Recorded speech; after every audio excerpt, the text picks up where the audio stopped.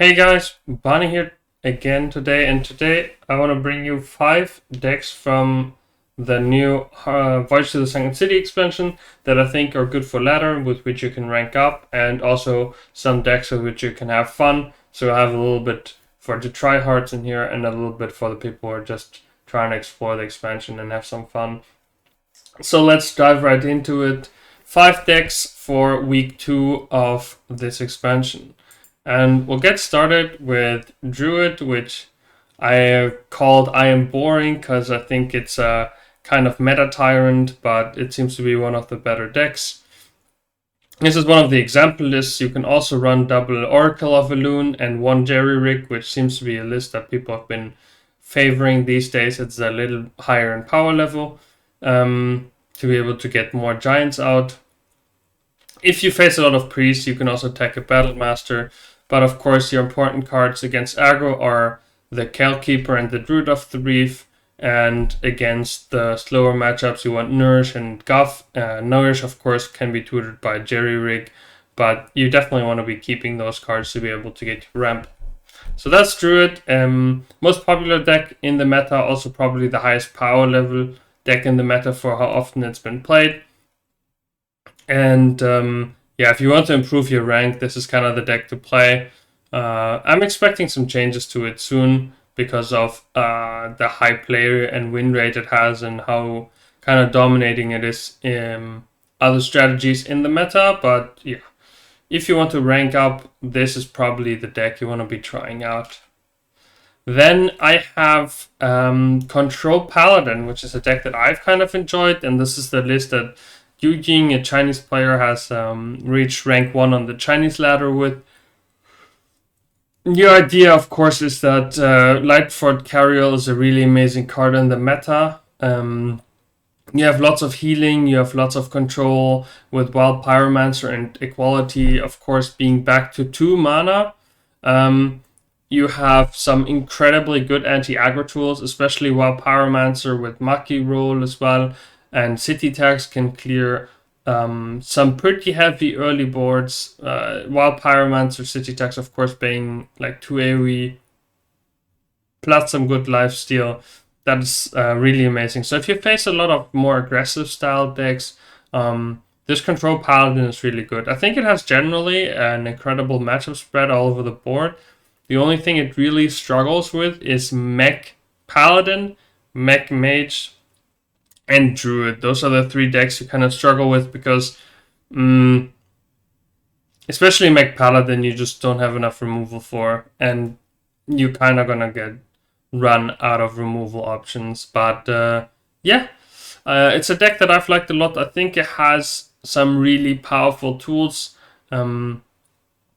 Love playing with it, and then of course you have Wild Pyromancer against aggro, and then you have Carriel, which is basically a keep against every deck in the game because your object is trying to find Carriel, and then you want to take the Carriel hero power and buff Mistress Might. So you want to be buffing Mistress Might with the Carriel hero power as well as Garden's Grace, and of course Righteous Defense and the Carriel hero power most importantly, and then you make a Mega Smite and hit them in the face for like 30 or something. Alright, let's move on. Cool deck, really good anti-aggro for those of you that like control. Then I have a deck that I've played to great success to top 10 legend, which I've got from an opponent I faced on ladder. His name was Pino, so I named the deck after him because it's his intellectual property after all. It's a little bit of a aggro demon hunter mixed with some card draw and a little bit of survival tools.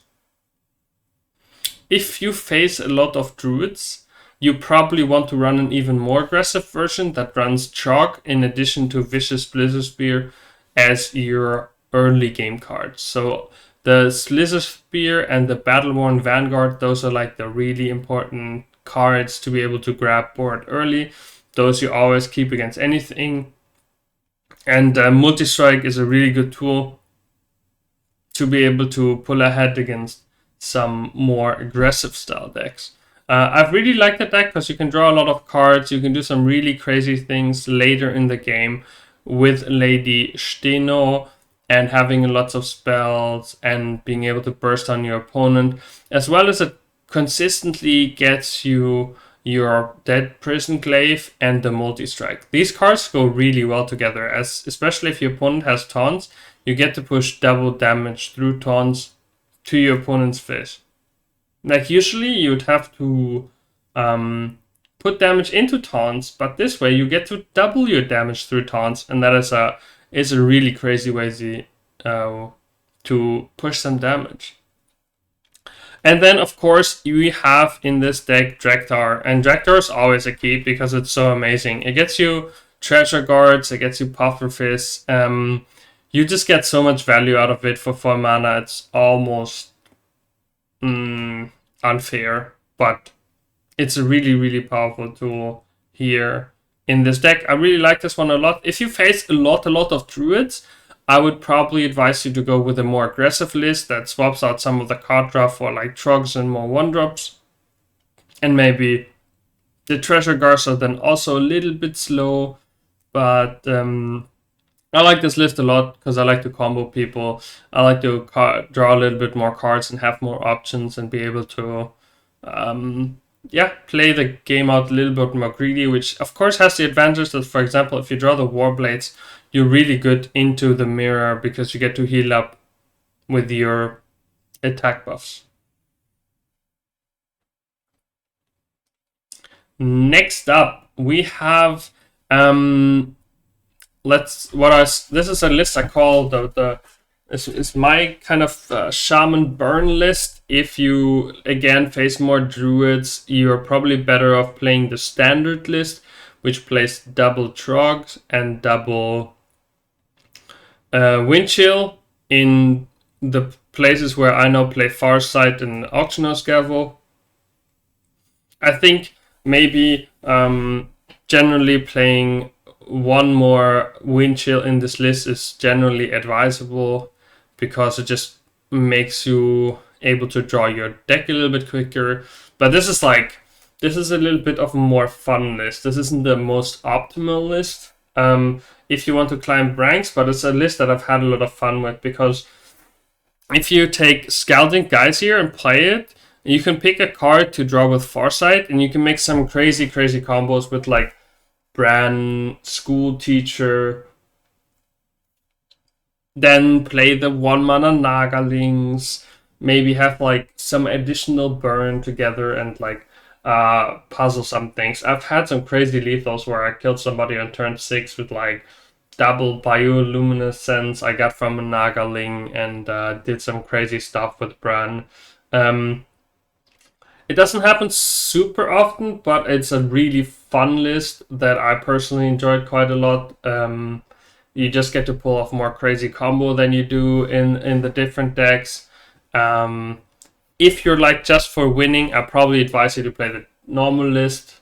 For example, you'll find one on my Twitter, the one that I played in the Chinese Team League that did really well for me. Feel free to copy this one, but yeah, this one is for the fun-loving combo players out there that want to just combo wombo some people with like Bran and discounted cards. Generally, for the mulligan, you always keep the Sleet Breaker. It's just a good card. Gives you wind chills. And of course, you have Wildpaw Caverns, which is still, even though you can't bloom it out anymore, it's a really good tempo tool, and it gets you through the mid-game against a lot of decks. So those are like very important mulligan cards. You can also keep Farsight if you don't really have anything else, because it'll get you through the later stages of the game. I like keeping Scalding Geyser so I can tutor one of the better cards and make my curve a little bit smoother. As well as if I have a School Teacher, I like to keep the Auction House Gavel, so I can Gavel on 2 and School Teacher on 3, and then have some really impactful tempo turns with a Nagaling and Bolner and whatever I can find, because it makes me fill out my curve a lot easier.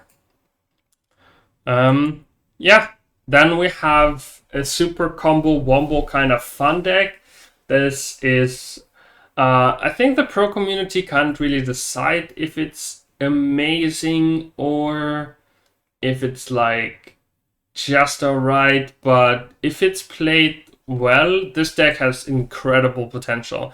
And I've equipped here the list from Habu Gabu that got rank 1 with this list earlier with a crazy win rate. He's since been dropping. I think the game has been adapting a little bit, but yeah, this deck is a lot of fun. You can do some really, really, really crazy, outrageous things with this deck. The Spite Splash Siren, of course, and Commander Sevara. After you play Naga, refresh 2 mana crystals. You do it again and again and again, and then you get the spell swarms from Sevara against any of the mid-range boards that can't have like really good board clears. You just simply you make one board and they can never come back. Like Demon Hunter, they're gonna need to kill you like really, really quickly, because you win. Basically, what you do in your Naga turn, and you can have it as early as turn 5 if you have the Spite Splash and a 1 mana Naga, and then you play, of course, a spell and then keep on going. You oftentimes clear your entire opponent's board and put 7 Nagas on the board. You basically just. And her battle cry is just keep doing things until they die, and that's kind of what you do. You just keep on playing cards, make a huge board, and then try to leverage your board against the opponent. It's okay win rate. It's about 50% win rate against Druid, which is pretty good because most decks can't put up this win rate. It has some struggles against decks like Paladin and Control Warrior that have the ability to clear your board multiple times. But it's a super fun deck. Like, if you're into crazy combos and you just feel like having fun, wanting to do crazy, like, combination of cards, doing stuff that looks whack, even if it doesn't win you all your games, it's super fun to play. So this is definitely a deck that I can recommend for people that just, want to have some fun, do some crazy hearts on turn, play as many cards as possible, and just, see where the road goes. Really fun deck for sure. I've been loving it. And it's a decent power level as well. Like, somebody reached rank 1 with it. It definitely has potential. So just can recommend it. If you want to see more decks, if you want to see more try-hard ladder decks, you can go and check out my Twitter. I'll be posting my Chinese Gold League lineups there, where I'll be focusing a little bit more, of course, logically, because I want to win in the tournament, on having decks that win, as well as on my stream. So hope you guys enjoy, and I hope you guys are going to have some fun with the new expansion. I'll see you on stream.